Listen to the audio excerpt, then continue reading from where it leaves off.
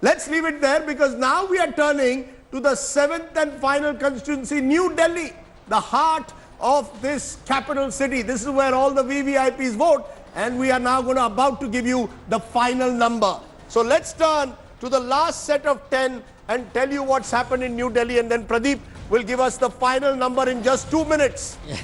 Let's turn therefore in 2 minutes to the final number. I'm about to go down the lift. Before I slip, let's go down into the deep dungeon, the 10 seats of New Delhi that will give us the final big picture of Delhi.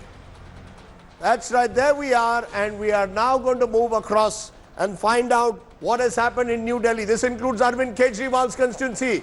New Delhi, 10 seats. It is exactly a repeat of what happened in South Delhi and indeed in the East. 9 to 10 for the Aam Aadmi Party, just 1 for the BJP. It's a rout. It's a landslide to beat landslides. Time now to look at the overall big numbers.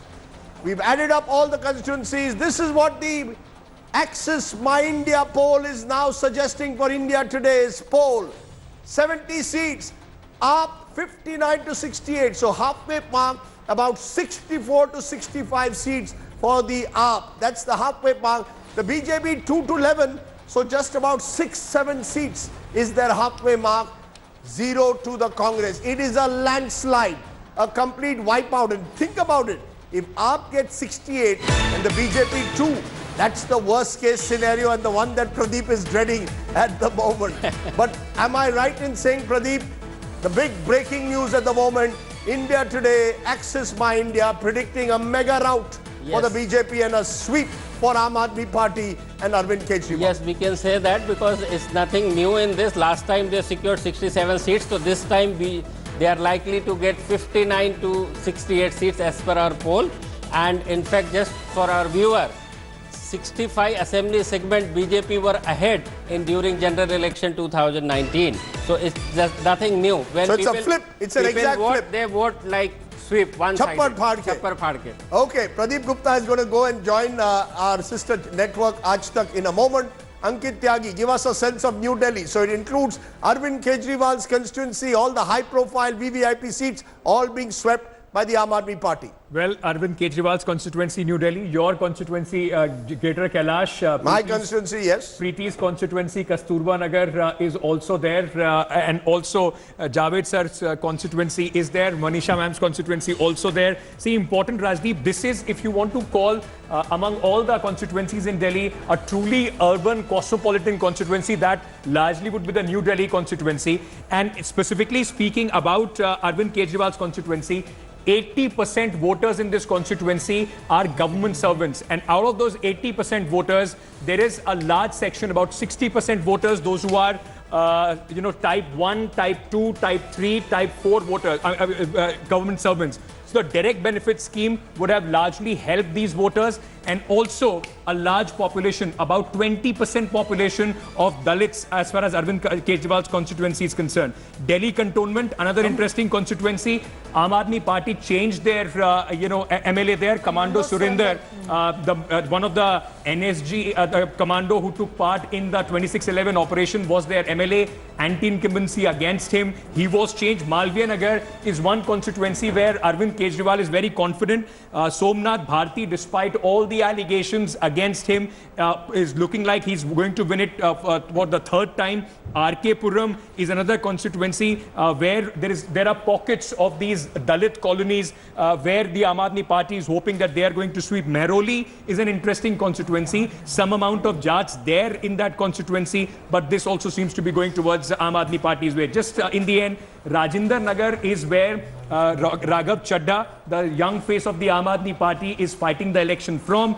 There was the sitting MLA who revolted against the Aam Aadmi Party, ND Sharma. They were very worried about ND Sharma. It seems that more or less Arvind Kejriwal has got it right. The voting, Rajdeep, has been on Arvind Kejriwal's face and the delivery rather than constituency-wise. Otherwise, there could have been a contest. So let's get first reaction. Raj Chengappa, these numbers suggesting a sweep, 59 to 68, 64. Not often that a party sweeps 2 consecutive elections. What does it show? Well, all credit to Arvind Kejriwal if this is so, if our results are right. I think the BJP has to worry, not panic. there are lessons for the BJP in this, that not to get too complacent, not to sort of, they seem to have lost the killer instinct when it came to Delhi, or the killer instinct came in too late. And they allowed this election in some senses where, as Pradeep was saying, where 65% of the constituencies had voted for the BJP just about 6 months ago or 8 months ago, have switched completely to the AAP. It shows that the BJP was very complacent in the way it dealt with Delhi. It had 5 years to sort of build an opposition to Kejriwal. They allowed Mr. Kejriwal to slip. Now, all credit to Mr. Kejriwal, because there was a sense that after Punjab he was down, he regrouped himself, he fought on the strengths that he had, which was development. And then let's also look at the fact that he didn't fall into the trap, or he didn't bite the bait that the BJP put when it came to nationalism issues or patriotism. He sidestepped that very neatly, was able to then control the narrative and actually make the BJP look somewhat on the extreme on this front. Swapan Dasgupta, your first reactions, our final numbers suggest...